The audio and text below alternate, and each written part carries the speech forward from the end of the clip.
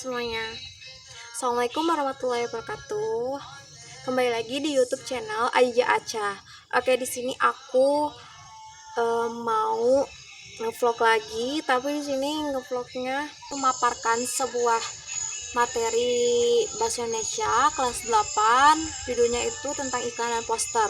Jadi di sini aku mau bahas iklan aja. Oke, yang pertama itu adalah iklan. Iklan adalah sebuah informasi yang berisi pesan untuk membujuk orang lain dan menawarkan produk, barang, dan jasa. Lalu yang kedua itu iklan biasanya disajikan atau ditampilkan itu dengan media elektronik ataupun non elektronik. Kalau non elektronik itu adalah seperti koran, majalah gitu kan. Lalu yang media elektroniknya adalah ya televisi, radio gitu. Ya sekarang banyak lah ya gitu kan iklan-iklan begitu. Nah, lalu ada juga yang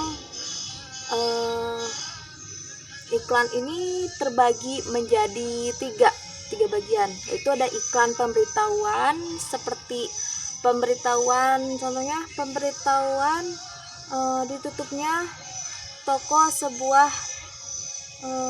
toko yang mengatasnamakan ini nih gitu. Yang kedua itu adalah iklan layanan masyarakat, seperti iklan membayar pajak gitu. Ada nanti di sini aku liatin contohnya.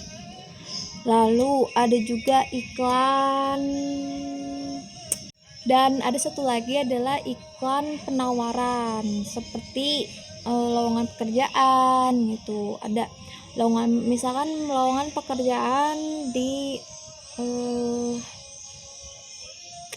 sebuah perusahaan ini perusahaan apa ya, perusahaan Acah misalkan, batas maksimal usia sekitar 25 tahun, enggak 18 tahun sampai 25 tahun misalkan. Terus wanita atau pria bisa kayak gitu ya. Nanti contohnya bisa lihat di sini.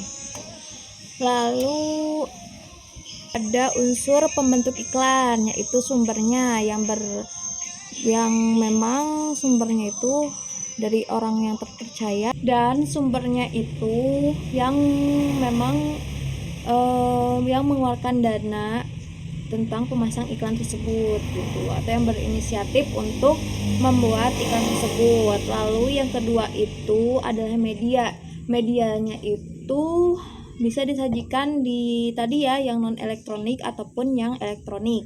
Lalu yang ketiga adalah penerima adalah ya penerima untuk penerima pemasang iklan itu gitu, mau dijual ke, misalkan iklan menjual sabun. Kalau iklan menjual sabun kan berarti bisa ke siapa saja gitu yang melihat iklan tersebut gitu kan. Lalu yang keempat oke teman-teman semua, kita langsung lanjut lagi aja ya. Lalu selanjutnya itu ada efek. Efek adalah perubahan yang terjadi pada diri penerima, baik itu dalam aspek sikap, pola pikir, perilaku, kebiasaan, dan pola hidup. Lalu yang terakhir itu adalah umpan balik. Umpan balik adalah tanggapan, reaksi, atau respon yang dikehendaki dari penerima pesan. Misalnya, dengan membeli produk yang ditawarkan dan menolak pemakaian narkoba.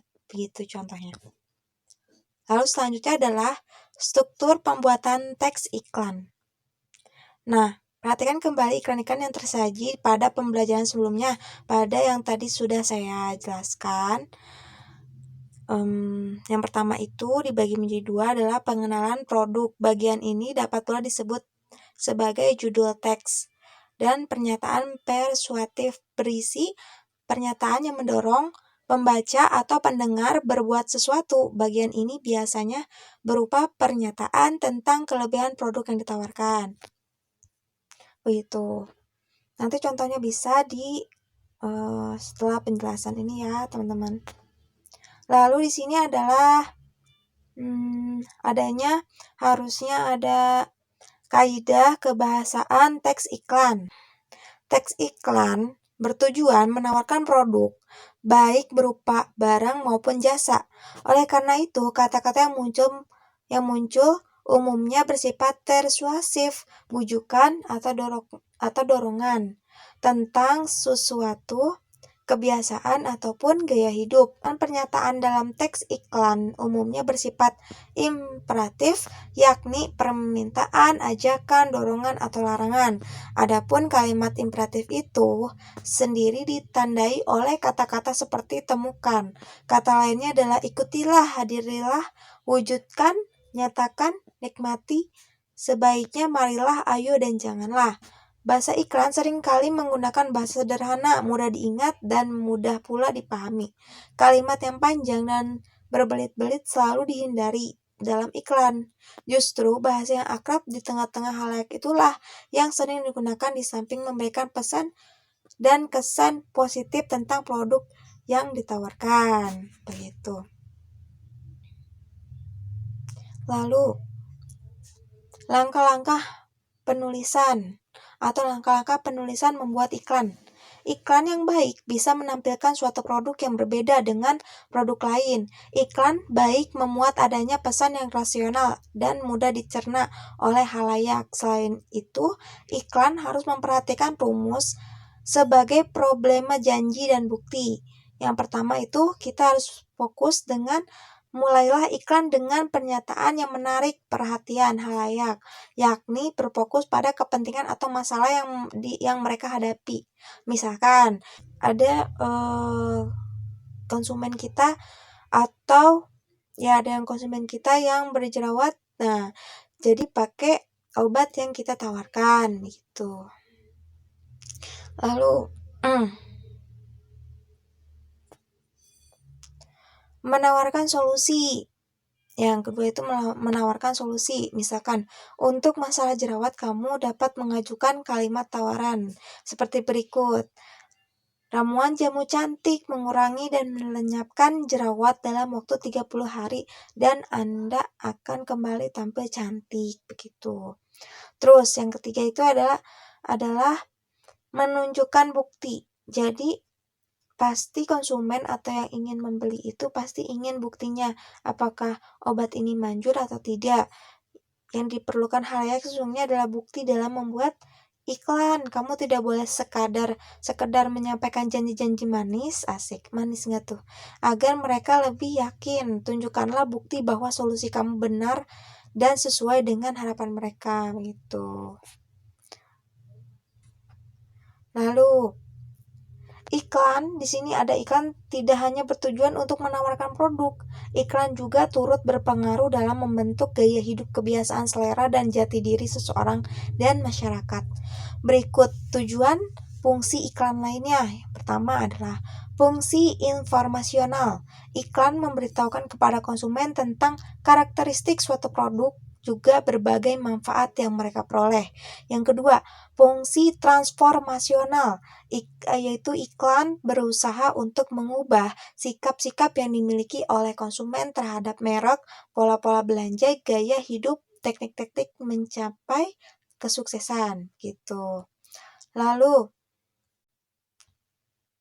ada juga penyimpulan maksud suatu iklan, yaitu iklan strategis digunakan untuk membangun merek ataupun citra positif suatu perusahaan.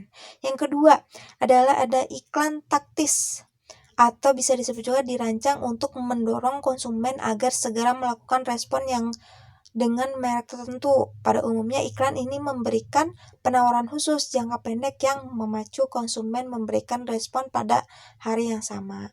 Begitu. Lalu di sini juga akan ditampilkan sebuah contoh anak-anak kelas 8, siswa kelas 8 SMP yang memperagakan atau belajar menggunakan cara mempasarkan satu produk begitu. Oke, kita simak ya guys. Assalamualaikum warahmatullahi wabarakatuh. Di sini kami akan memperkenalkan sebuah produk, yaitu produk marwah. Produk marwah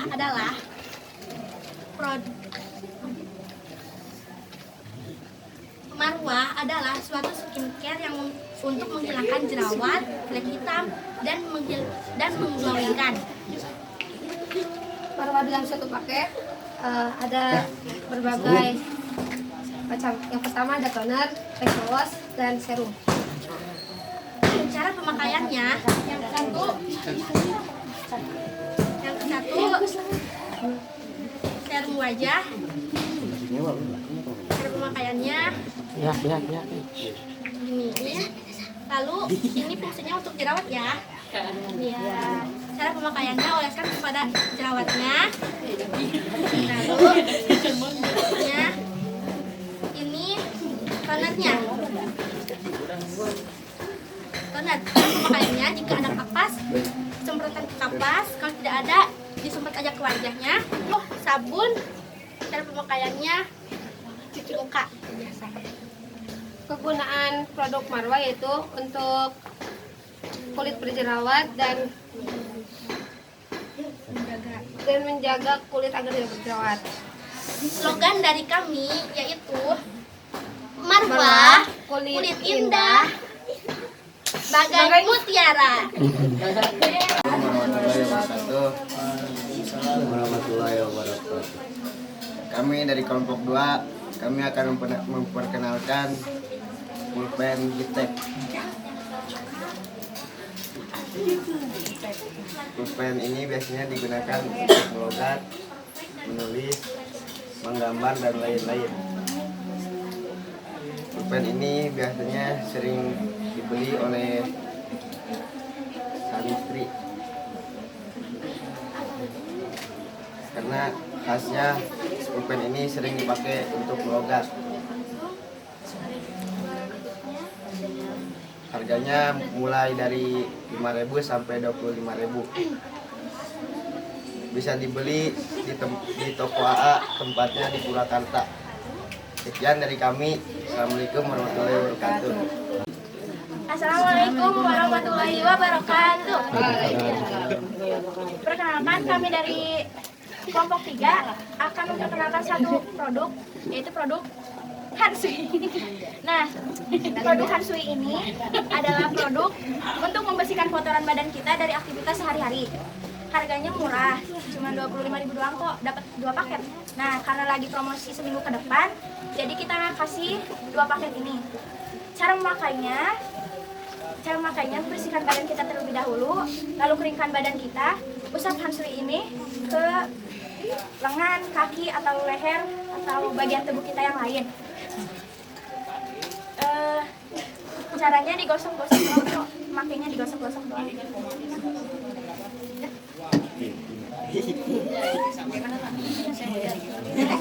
Caranya seperti ini.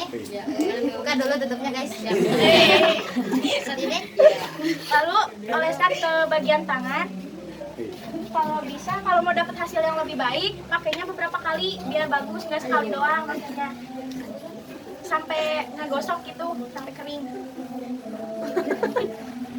Ini guys. Nah, kalau misalnya ini udah kering, lanjut ke produk Hansui yang satu lagi.